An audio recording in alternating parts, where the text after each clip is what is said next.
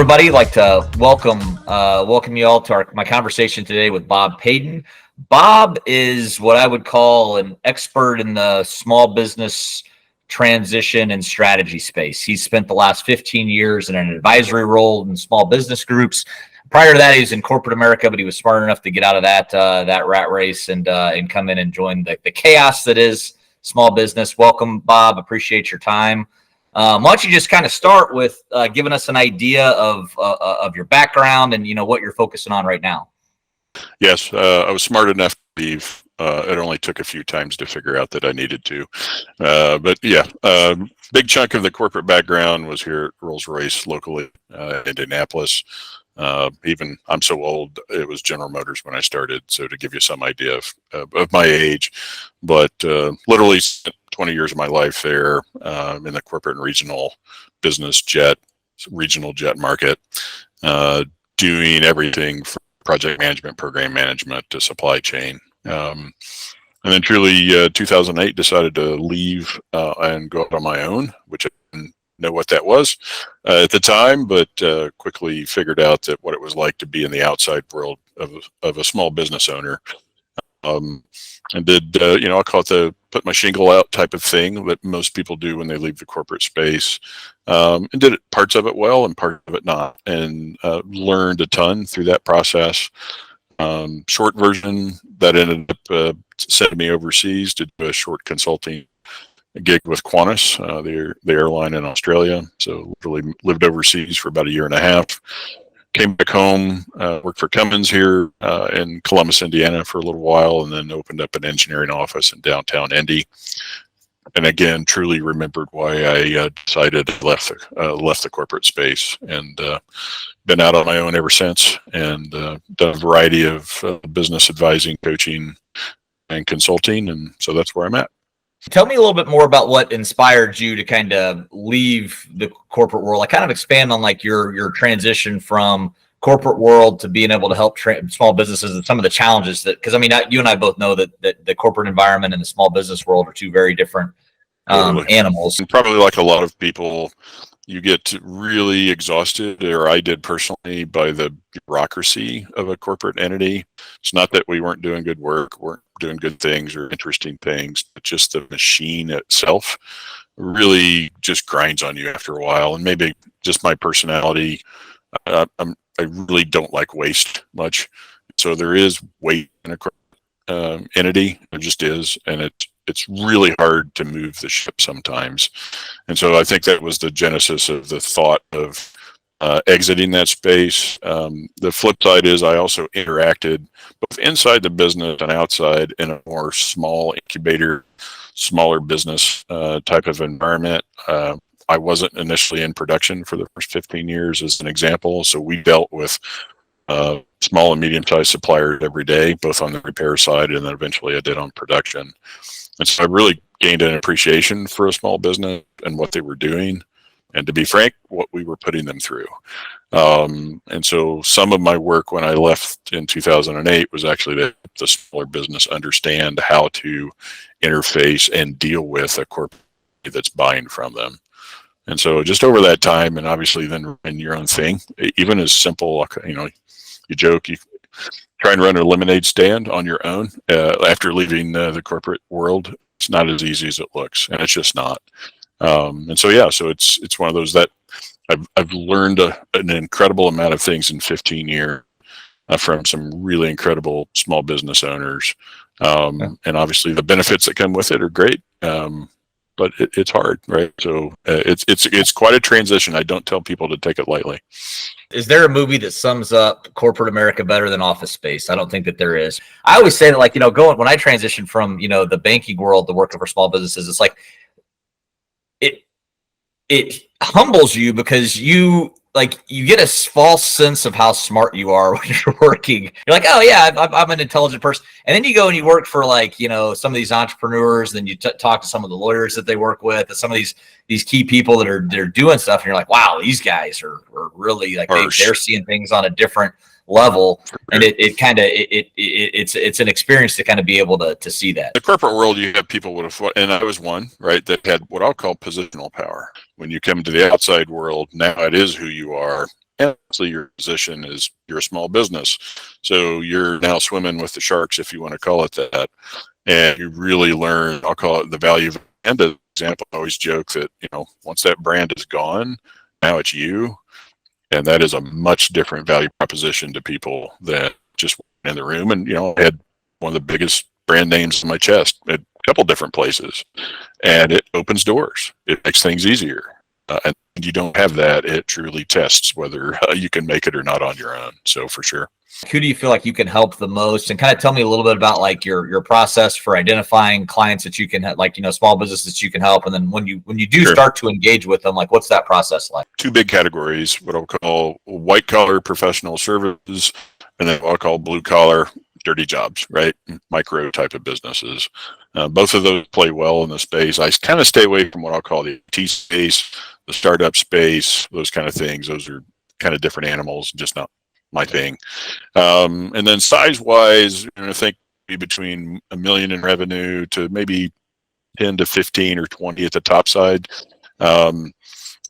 I really like to deal with business that's been at least 5 years in, right? Just to have some scars, and they're not new anymore, right? The red carpet's gone and the thing. But I would say sweet spot is between 25 and 75 employees. Probably been in business 10 to 20 years in that space. They've kind of been there, done that, seen it, and then watch things change over time. And the kind of the marker that I look for, whether it's through referral partners or direct, or conversations that people have with their other trusted advisors, their accountant, their lawyers, all those kind of things, that they're thinking, what would this look like in 5 years, 10 years, and what would my future look like after this business has got to where I want to be? And as soon as that kind of conversation starts being had is where I come in. Waiting 1 week before you decide to exit may be a little late, right? We can still deal with that, but it creates some real challenges, as you know. So we're really looking for that business truly wanting to build on value, not just top line revenue, which we talked a little bit about, and then put them in a best position to exit well. So that's what I'm looking for. Tell me a little bit more about like your process. Like let's say you're working with, let's just give you a hypothetical situation. You're working with a 25 employee company that's doing $10 million a year. They've been doing, they've had steady growth over the last 5 years, and they're starting to kind of hit a wall at 10 million. They can't get past it.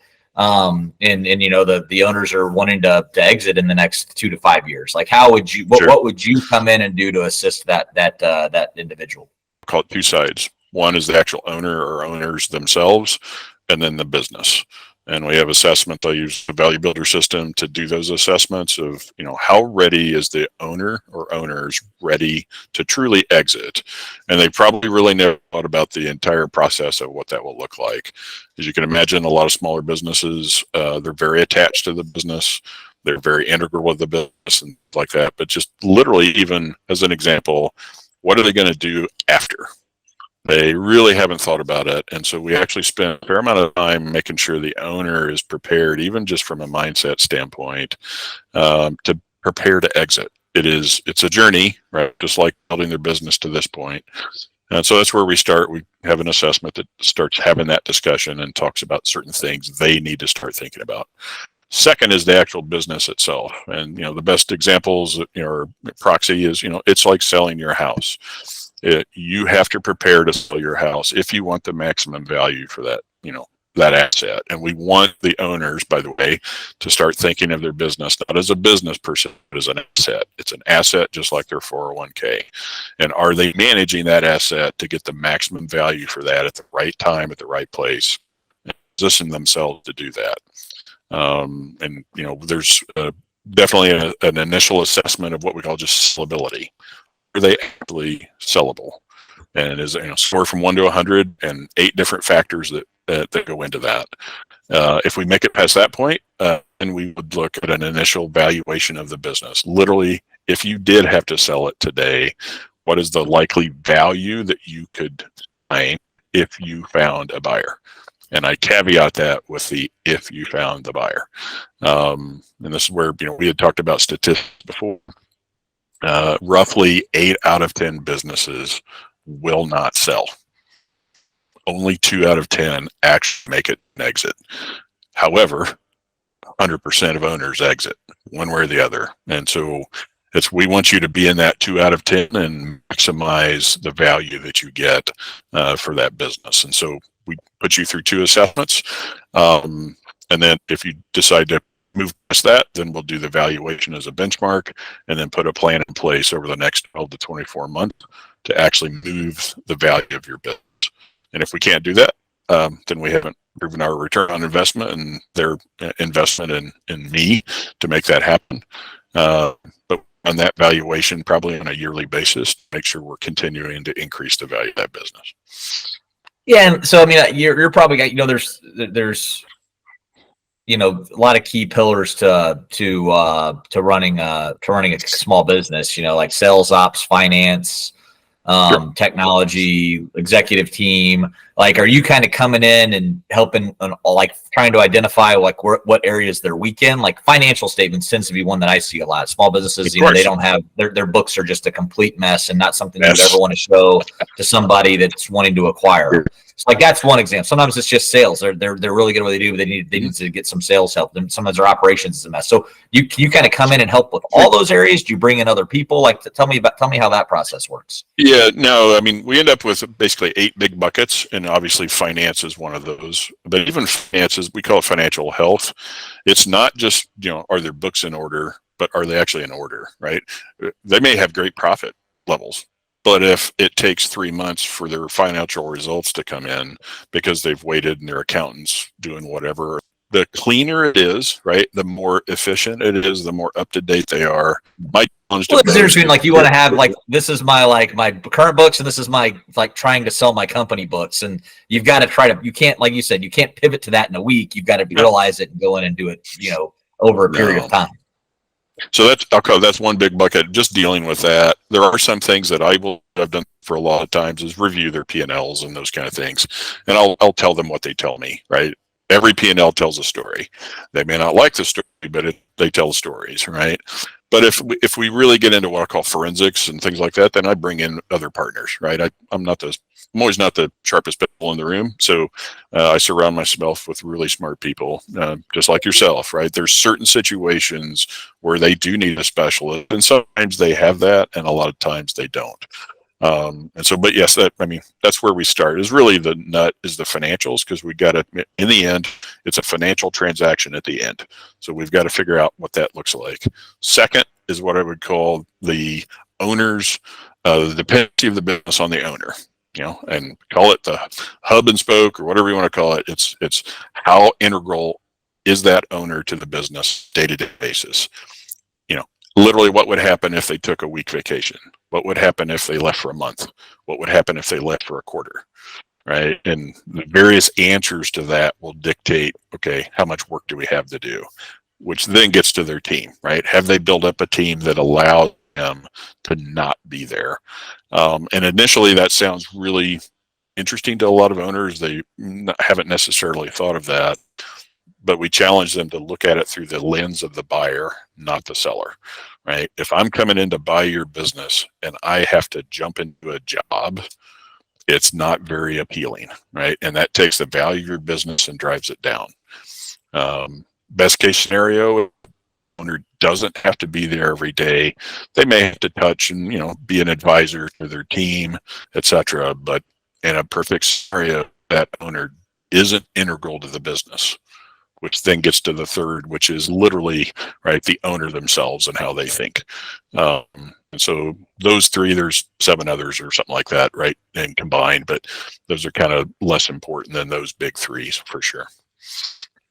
So like what if I'm a business owner, like fits your criteria, 25, 30 or 25 to 75 employees and doing well, but I'm like, hey, you know what? I probably want to hang it up in the next 5 years. I'm going to start like searching for somebody to help me. Like what types of things should that person be looking for? What criteria do you like? How would you suggest that they go through that process? Because you're one option out there. You might not be the best option for them. Like, but let's like kind of walk me through like what would lead somebody to you versus what things should they kind of take into account when making that decision?